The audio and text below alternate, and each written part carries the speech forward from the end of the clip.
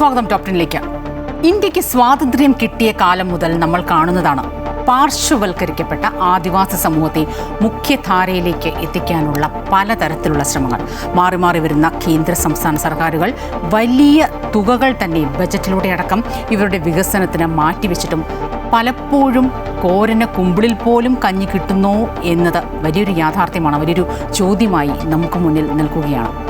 നവജാത ശിശു മരണം, പോഷകക്കുറവുള്ള അമ്മമാരും പ്രായപൂർത്തിയാകാത്ത ഗർഭിണികൾ, ഇതെല്ലാം ഇപ്പോഴും ഈ കുടികളിലെ അല്ലെങ്കിൽ ഈ ഉന്നതികളിലെ എല്ലാം സ്ഥിരം ചില കാഴ്ചകൾ തന്നെയാണ്. പോഷകക്കുറവുള്ള അമ്മയ്ക്ക് മുലപ്പാലില്ലാത്തതിനാൽ നവജാത ശിശുക്കളായ ഇരട്ടക്കുട്ടികൾക്ക് ചെറു ചൂടുവെള്ളം കൊടുക്കേണ്ടി വരുന്ന ഒരു ഗതികേട് അത് കാണുമ്പോൾ തന്നെ നമ്മുടെ എല്ലാം നെഞ്ചുലയുന്നു. അപേക്ഷ നൽകാത്തത് കൊണ്ട് സഹായം നൽകിയില്ല എന്ന പട്ടികവർഗ പ്രമോട്ടറുടെ വിചിത്രവാദം ശരിക്കും ഏത് സംവിധാനത്തിൻ്റെ തകരാറാണ്? വിശദമായ റിപ്പോർട്ടുകളിലേക്കൊക്കെ വരാം. ആദ്യം തലക്കെട്ടുകൾ.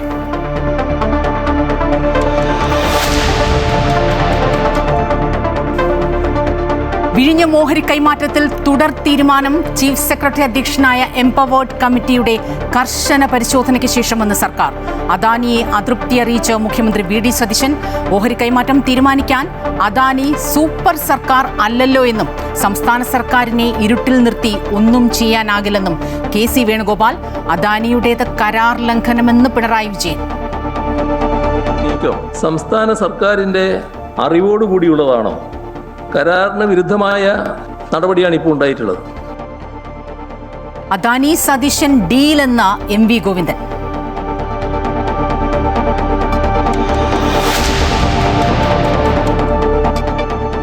സംസ്ഥാനത്ത് മദ്യം വാങ്ങാനും ഉപയോഗിക്കാനും 23 വയസ്സ് കർശനമാക്കുന്നു.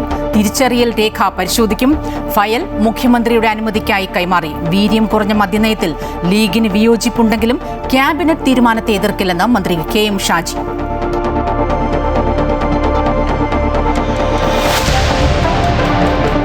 ജപ്പാനിൽ നിന്ന് 10 ലക്ഷം കോടി രൂപയുടെ നിക്ഷേപം ഇന്ത്യയിലേക്ക്. സെമി കണ്ടക്ടറുകൾ, ക്വാണ്ടം സാങ്കേതികവിദ്യ, ഊർജം തുടങ്ങി വിവിധ മേഖലകളിൽ സഹകരണം ശക്തമാക്കാനുള്ള കരാറുകളിൽ ഒപ്പുവെച്ചു.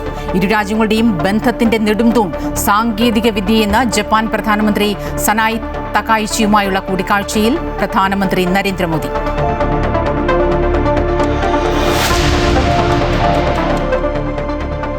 ബംഗാൾ ഉൾക്കടലിൽ ന്യൂനമർദ്ദം. സംസ്ഥാനത്ത് അതിശക്ത മഴയ്ക്ക് സാധ്യത.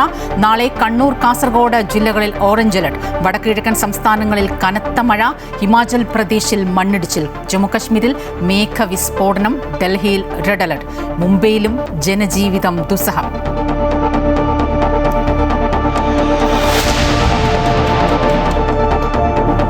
അയോധ്യ ക്ഷേത്രത്തിലെ സംഭാവന ക്രമക്കേട് CBIയും EDയും അന്വേഷിക്കുമെന്ന സൂചന. കൊള്ളയ്ക്ക് അന്തർസംസ്ഥാന അന്തർദേശീയ ബന്ധമെന്നും കള്ളപ്പണം വെളുപ്പിക്കൽ നടന്നിട്ടുണ്ട് എന്നും സംശയം. സുപ്രീം കോടതിയുടെ മേൽനോട്ടത്തിലുള്ള അന്വേഷണം വേണമെന്ന് കോൺഗ്രസ്. പ്രതികളുടെ വീട്ടിൽ നിന്ന് QR കോഡുള്ള ഭണ്ഡാരമടക്കം പിടിച്ചെടുത്തു. അനധികൃത പണമിടപാട് നടത്തിയതിനും ഭൂമി വാങ്ങിയതിനും തെളിവുകൾ. ക്ഷേത്ര ട്രസ്റ്റ് പുനഃസംഘടിപ്പിക്കാൻ ചർച്ചകൾ.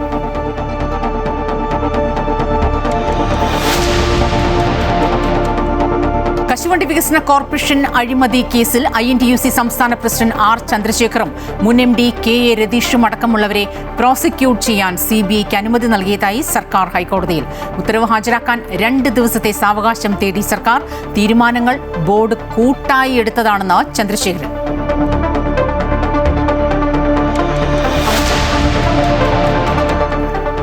നവജാത ശിശുക്കൾക്ക് അർഹമായ ആനുകൂല്യം കിട്ടുന്നില്ലെന്ന പരാതിയുമായി ആദിവാസി കുടുംബം. ഗർഭകാലത്ത് കിട്ടേണ്ട പ്രതിമാസ ആനുകൂല്യവും നിഷേധിച്ചുവെന്ന് കൊല്ലം അച്ചൻകോവിലെ അഞ്ജു സുനിൽ ദമ്പതികൾ.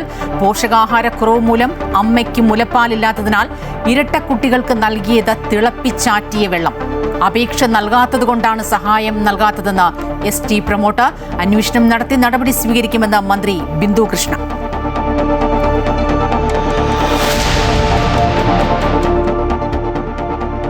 ഫിഫ ലോകകപ്പിൽ അമേരിക്കയും ബെൽജിയവും പ്രീ ക്വാർട്ടറിൽ. നോക്കൌട്ടിൽ ഇന്ന് 12:30 സ്പെയിൻ ഓസ്ട്രിയ പോരാട്ടം. പോർച്ചുഗൽ ക്രൊയേഷ്യ മത്സരം പുലർച്ചെ 4:00.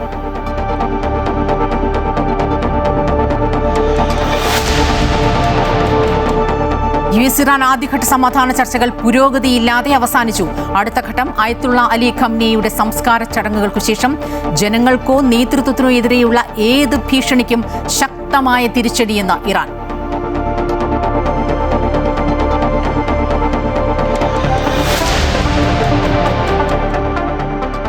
സ്റ്റോറി ഓഫ് ദ ഡേ: കനിവ് കൈപിടിച്ചാൽ ജസ്റ്റിന് തിരികെ നടക്കാം ജീവിതത്തിലേക്ക്. റിപ്പോർട്ടുകൾ വിശദമായി നോക്കാം. സർക്കാരിനെ അറിയിക്കാതെയുള്ള വിഴിഞ്ഞം ഓഹരി കൈമാറ്റത്തിൽ അദാനിയെ രേഖാമൂലം അതൃപ്തി അറിയിച്ച് മുഖ്യമന്ത്രി വി ഡി സതീശൻ. സംസ്ഥാന സർക്കാരുമായി ഉണ്ടാക്കിയ കൺസെഷൻ കരാറിന്റെ അടിസ്ഥാനത്തിലാണ് വിഴിഞ്ഞം അന്താരാഷ്ട്ര തുറമുഖം യാഥാർത്ഥ്യമായത്. സ്വാഭാവികമായും സർക്കാരിന്റെ അനുമതിയോടുകൂടി മാത്രമേ കൺസെഷണറുടെ ഓഹരി ഘടനയിൽ മാറ്റം വരുത്താനാകൂ. എന്തായാലും കൺസെഷൻ കരാറിലെ ബാധകമായ വ്യവസ്ഥകളും മറ്റ് നിയന്ത്രണങ്ങളും നിർദ്ദേശങ്ങളും ചീഫ് സെക്രട്ടറി അധ്യക്ഷനായ എംപവേർഡ് കമ്മിറ്റി പഠിക്കും, പരിഗണിക്കും. അതിനുശേഷം സംസ്ഥാനത്തിന്റെ താൽപര്യം പൂർണ്ണമായും സംരക്ഷിച്ചായിരിക്കും തുടർ നടപടികളെന്ന് വി ഡി സർക്കാർ നിലപാട് വ്യക്തമാക്കി കഴിഞ്ഞു. അതേസമയം സർക്കാർ നാടിനെതിരായ നയം സ്വീകരിക്കുകയാണെന്നാണ് പ്രതിപക്ഷ നേതാവ് പിണറായി വിജയന്റെ നിലപാട്. അദാനി വി ഡി സതീശൻ ഡീലിന്റെ ഭാഗമാണ് അദാനി MSC ഓഹരി കരാറെന്ന് പാർട്ടി സെക്രട്ടറി MV ഗോവിന്ദനും ഇന്ന് പ്രതികരിച്ചു. വിഴിഞ്ഞം തുറമുഖത്തെ അദാനി പോർട്ട് പ്രൈവറ്റ് ലിമിറ്റഡിന്റെ 49% ഓഹരി അന്താരാഷ്ട്ര ഷിപ്പിംഗ് കമ്പനിയായ MSCക്ക് കൈമാറുന്നതിന് അനുമതി തേടി അദാനി ഗ്രൂപ്പ് സർക്കാരിനെ സമീപിച്ചതിനു പിന്നാലെയാണ് മുഖ്യമന്ത്രി വി ഡി സതീശൻ അദാനി ഗ്രൂപ്പിനെ അതൃപ്തി അറിയിച്ചത്. 27,000 കോടി രൂപ മൂല്യമുള്ള ഓഹരികൾ MSCയുടെ ടെർമിനൽ കമ്പനിയായ TIL നൽകാനാണ് അദാനി നീക്കം. വിഴിഞ്ഞം പോർട്ട് വാണിജ്യ പ്രവർത്തനം ആരംഭിച്ച് 1 വർഷം കഴിഞ്ഞാൽ 74% വരെ ഓഹരികൾ വിൽക്കാമെന്ന സർക്കാരുമായുള്ള കരാറിലെ വ്യവസ്ഥകൾ ചൂണ്ടിക്കാട്ടിയാണ് അദാനി ഗ്രൂപ്പ് ഓഹരി കൈമാറ്റത്തിന് അനുമതി തേടിയിരിക്കുന്നത്. കൺസെഷൻ കരാറിലെ വ്യവസ്ഥകളും നിയന്ത്രണങ്ങളും കർശനമായി പരിശോധിച്ചു മാത്രമേ സർക്കാരിന് ഇക്കാര്യത്തിൽ നിലപാടെടുക്കാൻ കഴിയൂവെന്നും സംസ്ഥാനത്തിന് താൽപര്യം സംരക്ഷിക്കുമെന്നും മുഖ്യമന്ത്രി വ്യക്തമാക്കി. എന്നാൽ അദാനി വി ഡി സതീശൻ ഡീലിന്റെ ഭാഗമാണ് അദാനി പോർട്ട് കമ്പനിയും MSCയുമായുള്ള ഓഹരി കൈമാറ്റമെന്ന് CPM സംസ്ഥാന സെക്രട്ടറി MV ഗോവിന്ദൻ പറഞ്ഞു. 3000 കോടി പോലും ഇതുവരെ ചെലവാക്കാത്ത അദാനി കമ്പനി 13,000 കോടിക്ക് അവരുടെ ഷെയറിന്റെ 49% ഗവൺമെന്റ് സമ്മതമില്ലാതെ, അങ്ങനെയാണല്ലോ കാണേണ്ടത്, 25%-ലധികം ഷെയർ കൈമാറുന്നുണ്ടെങ്കിൽ അത് ഗവൺമെന്റിന്റെ അംഗീകാരത്തോടുകൂടി മാത്രമേ സാധിക്കുള്ളൂ എന്നുള്ളതാണ് കരാറിലെ വ്യവസ്ഥ. ആ വ്യവസ്ഥയൊന്നും ഞങ്ങൾക്ക് ബാധകമല്ല. കാരണം ഞങ്ങളും വി ഡി സതീശനും തമ്മിലുള്ള ഡീൽ അടിസ്ഥാനപ്പെടുത്തി എന്തും തീരുമാനിക്കാൻ ഞങ്ങൾക്ക് അവകാശമുണ്ട് എന്ന രീതിയിൽ കാര്യങ്ങൾ തീരുമാനിച്ചു പോകുന്ന അവസ്ഥയിൽ നിന്നാണ് ഈ ഗുരുതരമായ പ്രത്യാഘാതം. ഇക്കാര്യത്തിൽ നാടിനെതിരായ നയമാണ് സർക്കാർ സ്വീകരിക്കുന്നതെന്നും സർക്കാർ അനുമതിയോടെയാണ് ഓഹരി കൈമാറ്റമെന്നും പ്രതിപക്ഷ നേതാവ് പിണറായി വിജയനും പറഞ്ഞു. അദാനി ഗ്രൂപ്പിന് അവരുടെ ഓഹരി കൈമാറ്റത്തിലൂടെ ലാഭമുണ്ടാക്കാനുള്ള ഒരു ഇടപാടാണ് ഇതാദ്യം. അത് പ്രത്യേകം കാണണം. നമ്മുടെ കൺസെഷൻ അഗ്രിമെന്റ് പ്രകാരം 25%-ൽ കൂടുതൽ ഓഹരി കൈമാറ്റം നടക്കണമെങ്കിൽ സംസ്ഥാന സർക്കാരിന്റെ മുൻകൂർ അംഗീകാരം ആവശ്യമാണ്. അതേസമയം വിഴിഞ്ഞം പദ്ധതിയുമായി ബന്ധപ്പെട്ട നിബന്ധനകൾക്കനുസരിച്ചു മാത്രമേ കാര്യങ്ങൾ മുന്നോട്ടു പോവുകയുള്ളൂവെന്നും സർക്കാർ അറിയാതെ ഒന്നും ചെയ്യാൻ പാടില്ലെന്നും സർക്കാർ ഭൂമി അന്യാധീനപ്പെട്ടു പോകരുതെന്നും സ്പീക്കർ തിരുവഞ്ചൂർ രാധാകൃഷ്ണൻ മുന്നറിയിപ്പ് നൽകി. ആ നിബന്ധനകൾ അനുസരിച്ച് കാര്യങ്ങൾ മുന്നോട്ട് പോകണം. അതിനൊരു അണ്ടർസ്റ്റാൻഡിംഗ് ഉണ്ട്. കാരണം ഈ ഭൂമി അന്യാധീനപ്പെട്ടു പോകരുത്. അത് പോകാതിരിക്കുന്നതിന് വേണ്ടിയാണ് മുഖ്യമന്ത്രി പറഞ്ഞത്. അത് സംസ്ഥാന ഗവൺമെന്റ് അറിയണം, അതോടൊപ്പം ഇന്ത്യ ഗവൺമെന്റും അറിയണം. ഒരു പർപ്പസിന് വേണ്ടി ഗവൺമെന്റ് കൊടുത്താൽ, ഒരു എഗ്രിമെന്റിന്റെ അടിസ്ഥാനത്തിൽ ഗവൺമെന്റ് കൊടുത്താൽ ആ എഗ്രിമെന്റ് പാലിച്ചു പോകണമെന്ന് മാത്രമല്ലേ മുഖ്യമന്ത്രി പറയുന്നുള്ളൂ. അമൃത ന്യൂസ്, തിരുവനന്തപുരം. വിഴിഞ്ഞം രാജ്യാന്തര തുറമുഖത്തിൽ അദാനി പോർട്സിന്റെ ഓഹരികൾ കൈമാറുന്ന വിഷയത്തിൽ പ്രതികരണവുമായി ACC general secretary KC Venugopal ഇന്ന് രംഗത്തെത്തി.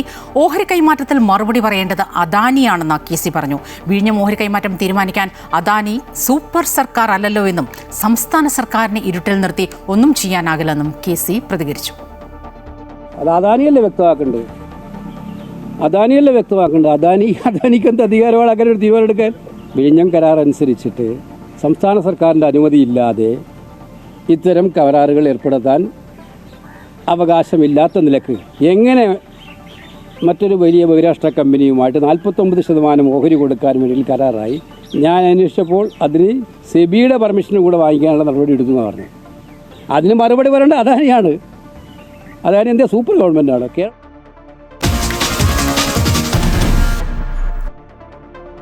സംസ്ഥാനത്ത് മദ്യം വാങ്ങുന്നതിനും ഉപയോഗിക്കുന്നതിനും കർണാടക മോഡലിൽ നോ ID നോ എൻട്രി നിബന്ധന കർശനമാക്കാനൊരുങ്ങുന്നു സംസ്ഥാന സർക്കാർ. അതായത് 2017 കൊണ്ടുവന്ന നിയമമാണ് മദ്യം വാങ്ങുന്നതിനും ഉപയോഗിക്കുന്നതിനും 23 വയസ്സ് തികയണമെന്നത്. പക്ഷേ പലപ്പോഴായി നിയമലംഘനം നടക്കുന്ന പശ്ചാത്തലത്തിലാണ് 23 വയസ്സ് തികയണമെന്ന നിബന്ധന കർശനമാക്കുന്നത്. ബെപ്കോ ഔട്ട്ലെറ്റുകളിലും ബാറുകളിലും നോ ID നോ എൻട്രി എന്ന കർണാടക സർക്കാരിന്റെ തീരുമാനത്തിന്റെ ചുവട് പിടിച്ചാണ് സംസ്ഥാനത്തും മദ്യം വാങ്ങാൻ എത്തുന്നവർക്ക് 23 വയസ്സ് തികഞ്ഞിരിക്കണമെന്ന നിയമം ഇനി മുതൽ കർശനമായി നടപ്പാക്കാൻ എക്സൈസ് വകുപ്പ് തീരുമാനിക്കുന്നത്. ഇത് സംബന്ധിച്ച ഫയൽ മുഖ്യമന്ത്രിക്ക് കൈമാറിയിട്ടുണ്ട്. കൗണ്ടറുകളിൽ മദ്യം വാങ്ങാൻ എത്തുന്നവരുടെ പ്രായപരിധിയിൽ നേരിയ സംശയമെങ്കിലും ഉണ്ടായാൽ ഔദ്യോഗിക തിരിച്ചറിയൽ രേഖകൾ ആവശ്യപ്പെടാൻ ജീവനക്കാർക്ക് അധികാരം നൽകുന്നതാണ് പുതിയ പരിഷ്കാരം. ഫയലിൽ മുഖ്യമന്ത്രി അന്തിമ അനുമതി നൽകുന്നതോടെ സംസ്ഥാനത്തെ ഔട്ട്ലെറ്റുകളിലും ബാറുകളിലും നിബന്ധന കർശനമായി നിലവിൽ വരും. കൗമാരക്കാർക്കിടയിൽ വീര്യം കുറഞ്ഞ മദ്യത്തിന്റെ ഉപഭോഗം വർദ്ധിക്കുന്നതായുള്ള റിപ്പോർട്ടിന്റെ അടിസ്ഥാനത്തിലാണ് എക്സൈസിന്റെ ഈ നീക്കം. അമൃത ന്യൂസ്, തിരുവനന്തപുരം. അതിനിടെ വീര്യം കുറഞ്ഞ മദ്യനയത്തിൽ ലീഗിന് വിയോജിപ്പുണ്ടെങ്കിലും ക്യാബിനറ്റ് തീരുമാനത്തെ എതിർക്കില്ല എന്ന നിലപാടിലാണെന്ന് മന്ത്രി KM ഷാജിയും ഇന്ന് പ്രതികരിച്ചു. അദ്ദേഹം നിയമിച്ചു കഴിഞ്ഞല്ലോ, ദാറ്റ്സ് ഓവർ. അത് കഴിഞ്ഞു. കൃത്യമായ എൻ്റെ അഭിപ്രായം ഞാൻ പറഞ്ഞു, എൻ്റെ അഭിപ്രായം പറഞ്ഞു, ആ ക്യാബിനറ്റിൻ്റെ അഭിപ്രായം പറഞ്ഞു. He's appointed. അല്ല, മുസ്ലിം ലീഗിൻ്റെ വിയോജിപ്പുകൾ ഞങ്ങൾ അതിനകത്ത് പറയും. പക്ഷേ ക്യാബിനറ്റ് എടുക്കുന്ന തീരുമാനങ്ങളായിട്ട് തന്നെ വരിക. അതിനകത്ത് കയറി പിന്നെ ഈ കാര്യങ്ങൾ സമരം ചെയ്യാനല്ല. ഞങ്ങൾ ഈ നാട്ടിൽ വോട്ട് വാങ്ങുന്നത് ഒരു വിശ്വാസിയുടെ വോട്ട്, ഒരു വിഭാഗത്തിൻ്റെ മാത്രം വോട്ടല്ല, എല്ലാവരുടെയും വോട്ട് വാങ്ങി ജയിക്കുന്നവരാണ്. ഞങ്ങളുടെ അഭിപ്രായം ഞങ്ങൾ പറഞ്ഞുകൊണ്ടേയിരിക്കും തീർച്ചയായിട്ടും. അതിൻ്റെ പേരിൽ ഒരു മഹാഭൂരിപക്ഷം എടുക്കുന്ന ഒരു തീരുമാനത്തിനെ ഞങ്ങൾ റദ്ദ് ചെയ്യുക. 102 സീറ്റിൽ ഭൂരിപക്ഷത്തിൽ വന്നൊരു സർക്കാരാണ്. സബ്ജക്ട് കമ്മിറ്റിയുടെ പരിശോധനയ്ക്ക് പോലും വിടാതെ ധനബില്ല് പാസാക്കാൻ മുഖ്യമന്ത്രി അനാവശ്യമായ ധൃതിയും വാശിയും കാണിച്ചുവെന്ന് പ്രതിപക്ഷ നേതാവ് പിണറായി വിജയൻ. ചില മദ്യക്കമ്പനികളെ സഹായിക്കുക എന്ന ഗൂഢലക്ഷ്യം ഇതിന് പിന്നിലുണ്ട്. ഇതേ രീതിയിൽ പാസ്സായാൽ പിന്നെ UDF-ലെ ചർച്ചയ്ക്ക് പോലും പ്രസക്തിയില്ല എന്നും പ്രതിപക്ഷ നേതാവ് പറഞ്ഞു. സബ്ജക്ട് കമ്മിറ്റിയുടെ പരിശോധന കഴിഞ്ഞ് മാത്രമാണ് നികുതി നിർദ്ദേശങ്ങളുള്ള ഫിനാൻസ് ബിൽ സാധാരണഗതിയിൽ പാസ്സാക്കുക. പക്ഷേ ഇക്കാര്യത്തിൽ സബ്ജക്ട് കമ്മിറ്റി ചേരാൻ സമയം പോലും നിശ്ചയിച്ചില്ല. നികുതി നിർദ്ദേശത്തോടെയുള്ള ഫൈനാൻസ് ബില്ലാവുമ്പോൾ അതനുസരിച്ച് പുനഃക്രമീകരിക്കാൻ തയ്യാറാകണം. അതിനും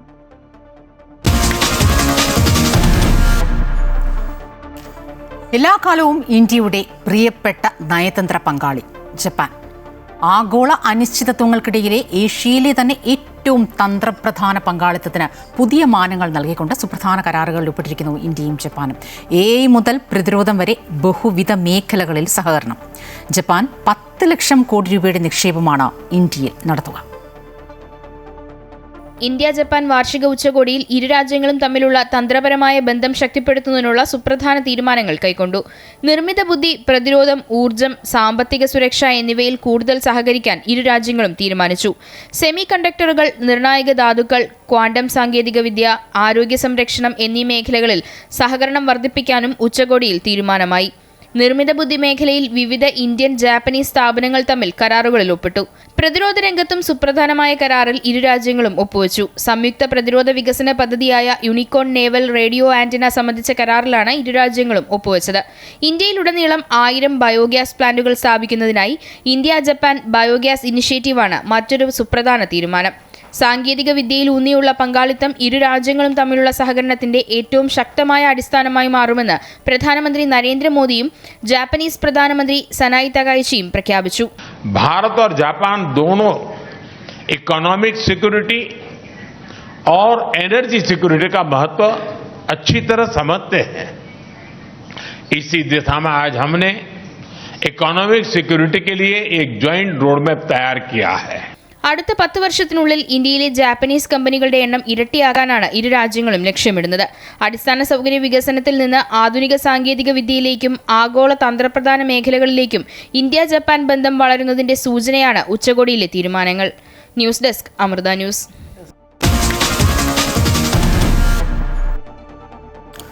സംസ്ഥാനത്ത് വരും മണിക്കൂറുകളിൽ അതിശക്ത മഴയെന്ന സൂചനയാണ് കേന്ദ്ര കാലാവസ്ഥാ വകുപ്പ് മുന്നറിയിപ്പായി നൽകുന്നത്. ബംഗാൾ ഉൾക്കടലിൽ ഒഡീഷ, പശ്ചിമ ബംഗാൾ തീരത്ത് ന്യൂനമർദ്ദം രൂപപ്പെട്ടിട്ടുണ്ട്. സീസണിലെ ആദ്യ ന്യൂനമർദ്ദമാണ് ഇത്. തെക്കൻ ഗുജറാത്ത് തീരം മുതൽ കർണാടക തീരം വരെ സമുദ്രനിരപ്പിൽ തീരദേശ ന്യൂനമർദ്ദ പാത്തിയും സ്ഥിതി ചെയ്യുന്നു. കേരളത്തിൽ 6-ാം തീയതി വരെ ഇടിമിന്നലോടുകൂടിയ ശക്തമായ മഴയ്ക്കും കാറ്റിനും സാധ്യതയുണ്ടെന്ന് കാലാവസ്ഥാ വകുപ്പിന്റെ മുന്നറിയിപ്പുണ്ട്. കണ്ണൂർ, കാസർഗോഡ് ജില്ലകളിൽ നാളെ ഓറഞ്ച് അലേർട്ടാണ്. ഉത്തരേന്ത്യൻ സംസ്ഥാനങ്ങളിലും വടക്ക് കിഴക്കൻ മേഖലയിലും കനത്ത മഴ. ഹിമാചൽ പ്രദേശിൽ മഴയിലും മണ്ണിടിച്ചിലും 4 പേർ മരിച്ചു. മുംബൈ, ഡൽഹി നഗരങ്ങളിലും ജാഗ്രതാ നിർദ്ദേശം നൽകിയിട്ടുണ്ട്. ജമ്മു കശ്മീരിൽ മേഘവിസ്ഫോടനത്തെ തുടർന്ന് റോഡ് തകർന്നു. ഉത്തരേന്ത്യൻ സംസ്ഥാനങ്ങളിൽ കനത്ത മഴ വൻ നാശനഷ്ടമാണ് ഉണ്ടാക്കിയത്. ഹിമാചൽ പ്രദേശിലും ഉത്തരാഖണ്ഡിലും ഉയർന്ന പ്രദേശങ്ങളിൽ കനത്ത മഴ മണ്ണിടിച്ചിലിന് കാരണമായി. ഹിമാചലിൽ 4-ലധികം മരണങ്ങൾ റിപ്പോർട്ട് ചെയ്തു. ജമ്മു കശ്മീരിലെ ധോഡയിൽ മേഘവിസ്ഫോടനത്തെ തുടർന്ന് മിന്നൽ പ്രളയമുണ്ടായി. റോഡും കെട്ടിടങ്ങളും തകർന്നു. ആളപായമൊന്നും റിപ്പോർട്ട് ചെയ്തിട്ടില്ല. കഴിഞ്ഞ 24 മണിക്കൂറായി മുംബൈ, താനെ, പൂനെ അടക്കമുള്ള നഗരങ്ങളിൽ ശക്തമായ മഴ തുടരുകയാണ്. മുംബൈ നഗരത്തിൽ പലയിടങ്ങളിലും വെള്ളപ്പൊക്കമുണ്ടായി. അസം, അരുണാചൽ പ്രദേശ് തുടങ്ങി വടക്ക് കിഴക്കൻ സംസ്ഥാനങ്ങളിലും കനത്ത മഴയും വെള്ളപ്പൊക്കവും ജനജീവിതം ദുസ്സഹമാക്കി. ഓരോ സംസ്ഥാനങ്ങളിലെയും സ്ഥിതിഗതികൾ നിരീക്ഷിക്കുന്നുണ്ടെന്നും സാധ്യമായ എല്ലാ സഹായവും ഉറപ്പാക്കുമെന്നും കേന്ദ്ര സർക്കാർ അറിയിച്ചു. ഉത്തർപ്രദേശ്, ഉത്തരാഖണ്ഡ്, ഹിമാചൽ പ്രദേശ്, ഡൽഹി, രാജസ്ഥാൻ എന്നിവിടങ്ങളിൽ ഇടവിട്ട ശക്തമായ മഴ തുടരുമെന്നാണ് കാലാവസ്ഥാ നിരീക്ഷണ കേന്ദ്രത്തിന്റെ റിപ്പോർട്ട്. ഡൽഹിയിൽ അടുത്ത 24 മണിക്കൂറിലേക്ക് റെഡ് അലേർട്ട് പ്രഖ്യാപിച്ച് ജാഗ്രതാ നിർദ്ദേശം നൽകി. അമൃത ന്യൂസ്, ന്യൂഡൽഹി. ട്രോളിംഗ് നിരോധനം തുടങ്ങി 23 ദിവസം പിന്നിട്ടിട്ടും സൗജന്യ റേഷൻ ലഭിക്കാതെ പരമ്പരാഗത മത്സ്യത്തൊഴിലാളികൾ. സംസ്ഥാനത്ത് ജൂൺ 9 മുതലാണ് മത്സ്യബന്ധനത്തിന് വിലക്കേർപ്പെടുത്തിയിട്ടുള്ളത്. ട്രോളിംഗ് കാലത്ത് കഴിഞ്ഞ 40 വർഷമായി തുടരുന്ന റേഷൻ വിതരണമാണ് ഇക്കുറി മുടങ്ങിയത്. ട്രോളിംഗ് നിരോധനം ആരംഭിക്കുമ്പോൾ റേഷൻ ലഭിക്കേണ്ടവരുടെ പട്ടിക ഫിഷറീസ് വകുപ്പ് സിവിൽ സപ്ലൈസ് വകുപ്പിന് നൽകും. തുടർന്ന് റേഷൻ കടകൾ മുഖേന വിതരണവും നടത്തും. സൗജന്യ റേഷൻ ആവശ്യമുള്ളവരിൽ നിന്നും ഫിഷറീസ് വകുപ്പ് ജൂൺ 9 മുതൽ ജൂൺ 15 വരെ അപേക്ഷ ക്ഷണിച്ചു. പട്ടിക തയ്യാറാക്കി സിവിൽ സപ്ലൈസ് വകുപ്പിന് കൈമാറാൻ 2 ആഴ്ചയോളം വൈകിയതാണ് പ്രതിസന്ധിക്ക് കാരണം. നിർധന കുടുംബങ്ങൾക്ക് കിലോക്ക് 2 ഉറുപ്പ്യ കിട്ടുന്ന അരിയുണ്ട്. 25 കിലോ അരി. ആ അരിയാണ് ഈ ട്രോളിംഗ് തൊഴിലാളികൾക്ക് കൊടുത്തുകൊണ്ടിരിക്കുന്നത്. ആ 50 ഉറുപ്പ്യൻ്റെ സൗജന്യ അരി പോലും ഇപ്പോൾ 1 മാസമാവാനായി ഇതുവരെ ഒന്നും കൊടുത്തിട്ടില്ല. കാരണം മത്സ്യസമ്പത്ത് സംരക്ഷിക്കാൻ വേണ്ടിയിട്ടാണ് നമ്മൾ ട്രോളിംഗ് നിരോധനം നടപ്പിലാക്കുന്നത്. അപ്പോൾ ആ മത്സ്യസമ്പത്ത് സംരക്ഷിക്കുന്നതിൽ സഹകരിക്കുന്ന അല്ലെങ്കിൽ അതിനുവേണ്ടി ത്യാഗം ചെയ്യുന്ന, സഫർ ചെയ്യുന്നൊരു വിഭാഗം മത്സ്യത്തൊഴിലാളികൾ, അവർക്ക് 40 കൊല്ലം മുമ്പ് പ്രഖ്യാപിച്ച 4 ആഴ്ചത്തെ സൗജന്യ റേഷൻ പോലും കൊടുക്കാൻ വൈമുഖ്യം കാണിക്കുകയാണ്.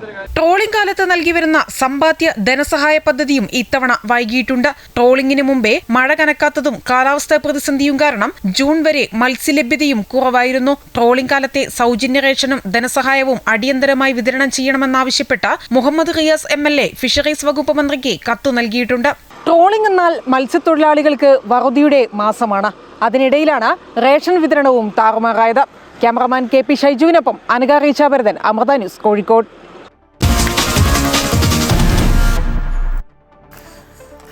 അയോധ്യ ക്ഷേത്രത്തിലെ സംഭാവന ക്രമക്കേടിൽ പ്രതികളുടെ വീട്ടിൽ നടത്തിയ പരിശോധനയിൽ ഡോളറും സ്വർണവും പിടിച്ചെടുത്തു. പ്രതികൾ അനധികൃത പണമിടപാട് നടത്തിയതിനും ഭൂമി വാങ്ങിയതിനും തെളിവുകൾ കണ്ടെത്തി. വിഷയം കേന്ദ്ര ഏജൻസികൾ അന്വേഷിക്കും. അതേസമയം വിവാദങ്ങളുടെ പശ്ചാത്തലത്തിൽ ശ്രീരാമ ജന്മഭൂമി ക്ഷേത്ര ട്രസ്റ്റ് പുനഃസംഘടിപ്പിക്കാനുള്ള ചർച്ചകൾ പുരോഗമിക്കുകയാണ്. അയോധ്യ സംഭാവന ക്രമക്കേടിലെ പ്രതികളുമായി ബന്ധപ്പെട്ട കേന്ദ്രങ്ങളിൽ പ്രത്യേക അന്വേഷണ സംഘത്തിന്റെ പരിശോധന തുടരുകയാണ്. പ്രധാന പ്രതി അവിനാശ് ശുക്ല താമസിച്ച യോഗ സെന്ററിൽ നിന്നും ഡോളറും QR കോഡ് പതിപ്പിച്ച സംഭാവന പെട്ടിയും കണ്ടെത്തി. അവിനാശ് ശുക്ല ഉൾപ്പെടെയുള്ളവരുടെ ബാങ്ക് അക്കൗണ്ട് വിശദമായി പരിശോധിച്ചു. അവിനാശ് ശുക്ലയുടെ വീട്ടിൽ നിന്ന് 20 ലക്ഷം രൂപയും കരുണേഷ് പാണ്ഡെയുടെ പക്കൽ നിന്ന് 18 ലക്ഷവും പരിശോധനയിൽ പിടിച്ചെടുത്തു. കേസിലെ പ്രതികളുടെ വരുമാനത്തിൽ കവിഞ്ഞ സമ്പാദ്യവും അനധികൃത പണം, ഭൂമി ഇടപാടുകളും എൻഫോഴ്സ്മെന്റ് ഡയറക്ടറേറ്റ് അന്വേഷിച്ചേക്കും. മുൻ ട്രസ്റ്റി അനിൽ മിശ്ര, ട്രസ്റ്റ് അംഗം ഗോപാൽ റായ് എന്നിവർക്കും ക്രമക്കേടിൽ പങ്കുള്ളതായി അന്വേഷണ സംഘത്തിന് മൊഴി ലഭിച്ചിട്ടുണ്ട്. കോടതി അനുമതിയോടെ പ്രതികളെ ജയിലിൽ വെച്ച് ചോദ്യം ചെയ്യുന്നതും തുടരും. വിവാദങ്ങളുടെ പശ്ചാത്തലത്തിൽ ശ്രീരാമ ജന്മഭൂമി തീർത്ഥക്ഷേത്ര ട്രസ്റ്റ് പുനഃസംഘടിപ്പിക്കാനുള്ള ചർച്ച പുരോഗമിക്കുകയാണ്. ട്രസ്റ്റ് യോഗത്തിന് ശേഷം പുതിയ ജനറൽ സെക്രട്ടറിയെ പ്രഖ്യാപിക്കും. ഈ മാസം 6, 12 തീയതികളിലായി ട്രസ്റ്റ് യോഗം നടക്കുമെന്നും രാജിവെച്ച ജനറൽ സെക്രട്ടറി ചമ്പത് റായുടെ നിലപാടുകൾ ശരിയാണെന്നും ട്രസ്റ്റി महंत दिनेंद्र दास महाराज പറഞ്ഞു. चंपत राय इसमें हमारा सहयोग किए, ये सफलता मिल गई. बाकी जो हमारे चंपत राय ठीक है, इसमें कमी हम देखे नहीं. कमी देखते थे, स्वयं बोल के देखे कमी. ട്രസ്റ്റിന്റെ സിഇഒ സ്ഥാനത്തേക്ക് വിരമിച്ച IAS ഉദ്യോഗസ്ഥനെ നിയമിക്കാനാണ് തീരുമാനം. അതേസമയം സംഭാവന ക്രമക്കേട് ഭക്തരുടെ വികാരങ്ങളെയും ക്ഷേത്ര സുരക്ഷയെയും ബാധിക്കുന്ന വിഷയമാണെന്ന് RSS വിലയിരുത്തിയിരുന്നു. അമൃത ന്യൂസ്, ന്യൂഡൽഹി. അയോധ്യ രാമക്ഷേത്രത്തിലെ ക്രമക്കേട് രാജ്യം കണ്ട ഏറ്റവും വലിയ ക്ഷേത്ര കുംഭകോണമാണെന്ന് ACC general secretary KC Venugopal. മുന്നറിയിപ്പുകൾ വകവയ്ക്കാതെ കൊള്ള നടത്തിയവർക്ക് സഹായം ചെയ്യുന്ന നിലപാട് ട്രസ്റ്റ് സ്വീകരിച്ചു. കോടതിയുടെ മേൽനോട്ടത്തിൽ അന്വേഷണം ആവശ്യപ്പെട്ട് പ്രധാനമന്ത്രിക്ക് കത്ത് നൽകിയെന്നും അദ്ദേഹം പറഞ്ഞു. അല്ല, ഞാനിന്ന് പ്രധാനമന്ത്രിക്ക് തന്നെ കത്ത് അയച്ചത്. അയോധ്യ ട്രസ്റ്റ് എന്ന് പറഞ്ഞത് കേന്ദ്ര സർക്കാർ നിയമിച്ച ട്രസ്റ്റാണ്. ഇന്ത്യയിലെ ആ ക്ഷേത്രത്തിൻ്റെ ഭൂമി സുപ്രീം കോടതി ഉത്തരവ് പ്രകാരം കേന്ദ്ര സർക്കാർ നൽകിയതാണ്. രാജ്യത്തിലെ ഏറ്റവും വലിയൊരു കുംഭകോണം നടന്നിരിക്കുന്നത്, ഒരു ടെമ്പിൾ കുംഭകോണം നടന്നിരിക്കുന്നത് ഇപ്പം അയോധ്യയിൽ നടന്നിരിക്കുകയാണ്. സ്വർണവും അതുപോലെ പണവും പാവപ്പെട്ട സാധാരണക്കാരായ വിശ്വാസികൾ കൊടുത്ത ഡൊണേഷനിൽ നിന്നാണ് ഇത് തട്ടിപ്പ് നടത്തിയിരിക്കുന്നത്. ഇത് ട്രസ്റ്റിൻ്റെ പൂർണ്ണമായിട്ടുള്ള നിയന്ത്രണത്തിലാണ് അയോധ്യ ടെമ്പിൾ ഉള്ളത്. ശബരിമലയിലെ താങ്ങുപീഠങ്ങൾ വീട്ടിലിരുന്നിട്ടും കാണാനില്ലെന്ന് കള്ളം പറഞ്ഞ ഉണ്ണികൃഷ്ണൻ പോറ്റി ശബരിമല സ്വർണ്ണക്കൊള്ള കേസിൽ നടത്തിയ ഗൂഢാലോചന അന്വേഷിക്കണമെന്ന് തിരുവിതാംകൂർ ദേവസ്വം ബോർഡ് മുൻ പ്രസിഡന്റ് PS പ്രശാന്ത്. ഉണ്ണികൃഷ്ണൻ പോറ്റിയുമായി മുൻ ഭരണസമിതി ഗൂഢാലോചന നടത്തിയെന്നാണ് പ്രചരണം. തന്റെ ഭരണസമിതി ചുമതലയേൽക്കുന്നതിന് മുൻപ് തന്നെ ദ്വാരപാലക ശില്പങ്ങൾ സ്വർണം പൂശുന്നതിനുള്ള നീക്കം തുടങ്ങിയിരുന്നു. തന്നെ പ്രതി ചേർത്താൽ നിയമപരമായി നേരിടും. ഉദ്യോഗസ്ഥരുടെയും നിരപരാധിത്വം തെളിയിക്കേണ്ട ഉത്തരവാദിത്തം തനിക്കുണ്ട് എന്നും PS പ്രശാന്ത് പറഞ്ഞു. ഞാൻ പറയുന്നത് ഒരു ഗൂഢാലോചനയുണ്ട്. അത് രാഷ്ട്രീയ ഗൂഢാലോചനയാണോ അല്ലാതെ വ്യക്തിപരമായ ഗൂഢാലോചനയാണോ എന്നൊക്കെ അന്വേഷണം വേണം എന്നുള്ളതാണ് എൻ്റെ ഡിമാൻഡ്. ഉണ്ണികൃഷ്ണൻ പോറ്റിയതിലെ പ്രധാനപ്പെട്ട ആൾ രാഷ്ട്രീയ ഗൂഢാലോചന ഉണ്ട്. എൻ്റെ ബോർഡിൻ്റെ കാലഘട്ടത്തിൽ നടന്ന കാര്യങ്ങളെക്കുറിച്ചാണ് ഞാൻ പറയുന്നത്. അപ്പോൾ അതിൽ അവിടുത്തെ ഉദ്യോഗസ്ഥരൊന്നും ഇതിൽ ഗൂഢാലോചനയിൽപ്പെട്ടു എന്ന് ഞാൻ വിചാരിക്കുന്നില്ല. ഞാൻ അവർക്കുണ്ടായ ഒരു പിഴവ്, അത് കോടതിയെ അറിയിക്കാതെ കൊണ്ടുപോകുക എന്ന് പറയുന്നത് കുറ്റകരമായ പിഴവാണ്. പക്ഷെ അത് മനഃപൂർവ്വമായ ഒരു ഗൂഢാലോചന ഭാഗമായിട്ടുള്ള പിഴവാണെന്ന് ഞാൻ വിചാരിക്കുന്നില്ല. കശുവണ്ടി വികസന കോർപ്പറേഷൻ അഴിമതി കേസിൽ CBIക്ക് പ്രോസിക്യൂഷൻ അനുമതി നൽകിയതായി സർക്കാർ ഹൈക്കോടതിയിൽ. R ചന്ദ്രശേഖരൻ അടക്കമുള്ളവരെ പ്രോസിക്യൂട്ട് ചെയ്യാൻ അനുമതി നൽകിയതായാണ് സർക്കാർ കോടതിയെ അറിയിച്ചിരിക്കുന്നത്.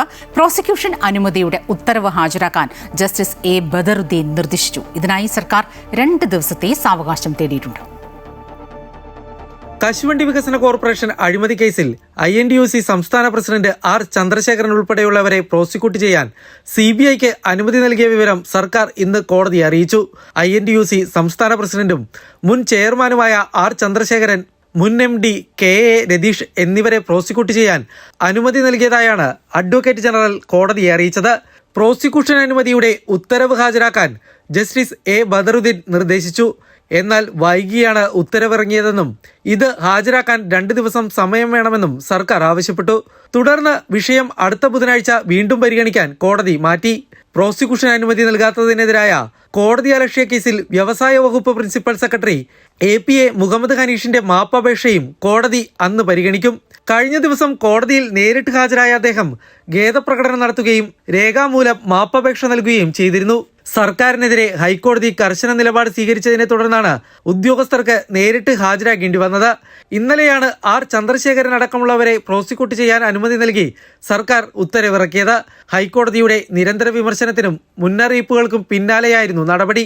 2006 മുതൽ 2015 വരെയുള്ള കാലയളവിൽ തോട്ടണ്ടി ഇറക്കുമതി ചെയ്തതിലും സംസ്കരണത്തിനായി കശുവണ്ടി പരിപ്പ് വാങ്ങിയതിലും കോർപ്പറേഷനിൽ കോടിക്കണക്കിന് രൂപയുടെ ക്രമക്കേട് നടന്നുവെന്നാണ് കേസ്. ഈ കാലയളവിൽ 1400 കോടി രൂപയുടെ കശുവണ്ടി ഇറക്കുമതി ചെയ്തതിൽ ഏകദേശം 500 കോടി രൂപയുടെ അഴിമതി നടന്നുവെന്നാണ് കണ്ടെത്തൽ. അമൃത ന്യൂസ്, കൊച്ചി. കശുവണ്ടി അഴിമതി കേസിൽ വിചാരണ ചെയ്യാൻ CBIക്ക് അനുമതി നൽകിയ സർക്കാർ നടപടിയിൽ പ്രതികരണവുമായി INTUC president R Chandrasekharan. Prosecution അനുമതി നൽകിയതിനെ സ്വാഗതം ചെയ്യുന്നു. വിചാരണയിൽ സത്യം തെളിയും. തട്ടിപ്പ് നടന്നതായി പറയുന്ന 10 വർഷത്തിൽ താൻ ചെയർമാനായത് 3 വർഷം മാത്രമാണ്. കോർപ്പറേഷനിലെ തീരുമാനങ്ങളെല്ലാം ബോർഡ് കൂട്ടായി എടുത്തതാണ്. 224 കോടി രൂപയുടെ ഇടപാട് നടന്നപ്പോൾ 2000 കോടിയുടെ അഴിമതി നടത്തി എന്നാണ് മാധ്യമങ്ങൾ നൽകിയത്. പരാതിക്കാരന് സ്വാർത്ഥ താല്പര്യം ഉണ്ടായിരിക്കാം. പുതിയ യൂണിയൻ ഉണ്ടാക്കാനുള്ള നീക്കം തടഞ്ഞതാണ് വൈരാഗ്യ കാരണമെന്നും അദ്ദേഹം കൂട്ടിച്ചേർത്തു. കശുവണ്ടി വികസന കോർപ്പറേഷന്റെ ചെയർമാനായ സമയത്ത് നടന്നുവെന്ന് പറയപ്പെടുന്ന ആരോപണങ്ങളുമായി ബന്ധപ്പെട്ട് ബഹുമാനപ്പെട്ട കേരള ഹൈക്കോടതി CBI അന്വേഷിക്കാനായി ഉത്തരവിട്ടു. ആ ഉത്തരവിൽ പറഞ്ഞിരിക്കുന്നത് 2005 മുതൽ 15 വരെയുള്ള 10 വർഷക്കാലത്തെ ആ സ്ഥാപനത്തിന്റെ പ്രവർത്തനങ്ങളിൽ വന്നിട്ടുള്ള പോരായ്മകൾ ഉണ്ടെങ്കിൽ പരിശോധിക്കാനാണ്. ഞാൻ ആ കോർപ്പറേഷനിൽ ചുമതലയെടുക്കുന്നത് 2012 4 ട്രേഡ് യൂണിയനുകളെയാണ് കേരള സർക്കാർ തൊഴിലാളി പ്രാതിനിധ്യത്തിൽ ഉൾപ്പെടുത്തിയിട്ടുള്ളത്. കേരള ഗവൺമെന്റിന്റെ 2 സെക്രട്ടറിമാർ ആയി വരുന്ന 2-3 ആളുകൾ അടങ്ങുന്നതാണ് ഈ ബോർഡ്. ആ സ്ഥാപനത്തിലെ ഏത് തീരുമാനമെടുക്കുമ്പോഴും ആ തീരുമാനത്തിന് പൂർണ്ണമായി അധികാരമുള്ളത് ഈ ഡയറക്ടർ ബോർഡിനാണ്. ഏകകണ്ഠമായി എടുത്ത തീരുമാനത്തിന്റെ ഉത്തരവാദിത്വം ഏത് സമയത്തായാലും ഒരു ചെയർമാനിലോ മാനേജിംഗ് ഡയറക്ടറിലോ നിക്ഷിപ്തമാകുന്നതല്ല.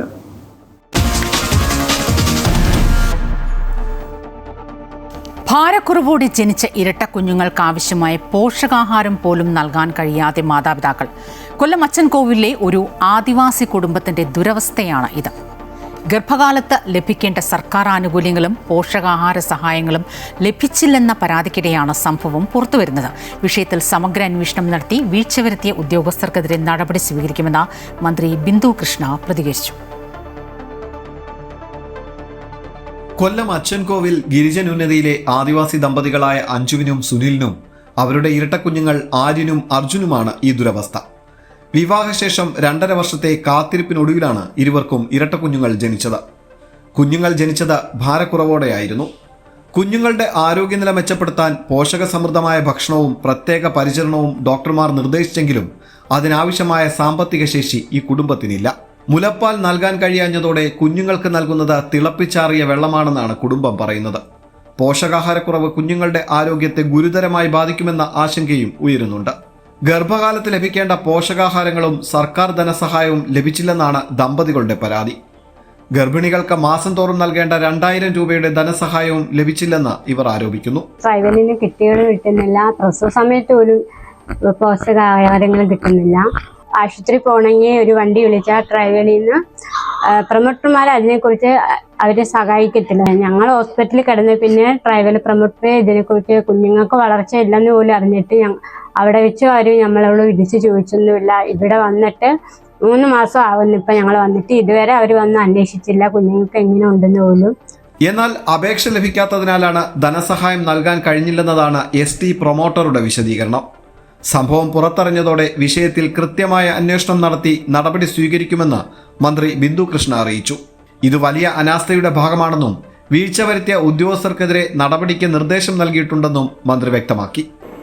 ആദ്യം DMOയെ വിളിച്ച് എത്രയും പെട്ടെന്ന് കുഞ്ഞിൻ്റെ ആരോഗ്യം ആദ്യം ശ്രദ്ധിക്കാൻ വേണ്ടി നിർദ്ദേശം നൽകി. ട്രൈബൽ പ്രൊമോട്ടർ ഉള്ളതാണ്, പക്ഷേ ട്രൈബൽ പ്രൊമോട്ടർ അങ്ങോട്ട് ചെന്നിട്ടേ ഇല്ലെന്നാണ് ഇപ്പോൾ കിട്ടിയ വിവരം. എത്ര അനാസ്ഥയാണ്. അപ്പോൾ തന്നെ വകുപ്പ് മന്ത്രി ശ്രീമതി തുളസി ടീച്ചറിനോട് ആ വിവരം ധരിപ്പിക്കുകയും ആ വീഴ്ച വരുത്തിയ ഉദ്യോഗസ്ഥർ ആരായാലും അവർക്കെതിരെ നടപടി എടുക്കണമെന്ന് ആവശ്യപ്പെടുകയും ചെയ്തിട്ടുണ്ട്. ആദിവാസി ക്ഷേമത്തിനായി കോടിക്കണക്കിന് രൂപയുടെ പദ്ധതികൾ നടപ്പാക്കുന്നുവെന്ന സർക്കാർ അവകാശവാദങ്ങൾക്കിടയിലും അച്ചൻകോവിൽ ഗിരിജൻ ഉന്നതിയിലെ അവസ്ഥ ഇതാണ്. ആരോഗ്യ പ്രവർത്തകർ ഇടയ്ക്കിടെ എത്തി പരിശോധനകളും നിർദ്ദേശങ്ങളും നൽകുന്നുണ്ടെങ്കിലും അവ പാലിക്കാൻ ആവശ്യമായ അടിസ്ഥാന സൗകര്യങ്ങളോ സാമ്പത്തിക ശേഷിയോ ഈ കുടുംബങ്ങൾക്കില്ല. ജീവൻ നിലനിർത്താൻ പോലും പാടുപെടുന്ന ഇവരുടെ ദുരവസ്ഥ ആദിവാസി ക്ഷേമ പദ്ധതികൾ എത്രത്തോളം അർഹരിലെത്തുന്നുവെന്ന ചോദ്യമാണ് വീണ്ടും ഉയർത്തുന്നത്. അമൃത ന്യൂസ്, കൊല്ലം.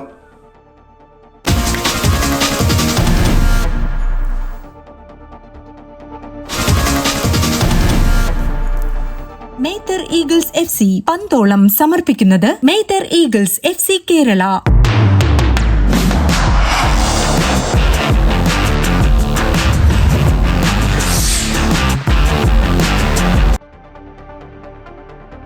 ലോകകപ്പിലെ നോക്കൌട്ട് പോരാട്ടത്തിൽ സ്പെയിൻ ഓസ്ട്രിയയെ നേരിടും. രാത്രി 12:30 മുതലാണ് മത്സരം. പുലർച്ചെ 4:30 പോർച്ചുഗൽ ക്രൊയേഷ്യയെ നേരിടും. ഗ്രൂപ്പ് ചാമ്പ്യന്മാരായി നോക്കൌട്ടിലെത്തിയ സ്പെയിൻ മികച്ച ഫോമിലാണുള്ളത്. അതേസമയം അൾജീരിയയോട് സമനില പിടിച്ചുവാങ്ങിയാണ് ഓസ്ട്രിയ നോക്കൌട്ടിലെത്തിയത്. ഗ്രൂപ്പ് ഘട്ടത്തിൽ ഒരു തോൽവി പോലും അറിയാതെയാണ് സ്പാനിഷ് ടീം നോക്കൌട്ടിലെത്തിയത്. Lamine Yamal Mikel Oyarzabal combination തന്നെയാകും ഇത്തവണയും ഹൈലൈറ്റ്. മുന്നേറ്റത്തിലേക്ക് പന്തെത്തിക്കാൻ റോഡ്രിയും പെഡ്രിയും. സ്പെയിനിന്റെ പ്രതിരോധവും ശക്തമാണ്. അതേസമയം മറുവശത്ത് പൊരുത്തി തന്നെയാണ് ഓസ്ട്രിയ നോക്കൌട്ടിലേക്ക് കടന്നത്. ജോർദാനെ പരാജയപ്പെടുത്തിയാണ് തുടങ്ങിയതെങ്കിലും മെസ്സിപ്പടയ്ക്ക് മുന്നിൽ വീണു. പക്ഷേ നിർണായകമായ മൂന്നാം മത്സരത്തിൽ അൾജീരിയയെ 3-3 എന്ന നിലയിൽ സമനിലയിൽ തളച്ചു. ആ പോരാട്ട വീര്യം തന്നെയാകും ഓസ്ട്രിയ ഇത്തവണയും പുറത്തെടുക്കുക. പ്രതിരോധത്തിലെ വിള്ളലുകൾ പരിഹരിച്ചില്ലെങ്കിൽ മുന്നോട്ടു പോകുക പ്രയാസമായിരിക്കും. അതേസമയം പുലർച്ചെ നടക്കുന്ന പോർച്ചുഗൽ ക്രൊയേഷ്യ മത്സരം തീപാറും. ഫുട്ബോൾ ഇതിഹാസങ്ങളായ ക്രിസ്ത്യാനോ റൊണാൾഡോയും ലൂക്ക മോഡ്രിച്ചും തമ്മിലുള്ള അവസാന ലോകകപ്പ് പോരാട്ടമാകാൻ സാധ്യതയുള്ളതുകൊണ്ട് ലോകമെമ്പാടുമുള്ള ആരാധകർ ഏറെ ആകാംക്ഷയോടെയാണ് കാത്തിരിക്കുന്നത്. ലോകകപ്പിൽ ഇതാദ്യമായാണ് ഇരു ടീമുകളും പരസ്പരം ഏറ്റുമുട്ടുന്നത്. മികച്ച പ്രതിരോധവും ഒപ്പം മികച്ച ഫോമിലുമുള്ള ആക്രമണവുമാണ് പോർച്ചുഗലിന്റെ കരുത്ത്. ഗ്രൂപ്പ് ഘട്ടത്തിൽ അപരാജിതരായി മുന്നേറിയ അവർ പ്രതിരോധത്തിൽ വളരെ മികച്ച പ്രകടനമായിരുന്നു. ടൂർണമെന്റുകളിലെ പരിചയസമ്പത്തും നോക്കൌട്ട് മത്സരങ്ങളിലെ ശക്തമായ തിരിച്ചുവരവുമാണ് ക്രൊയേഷ്യയുടെ മുഖമുദ്ര. Sports desk, Amrita news.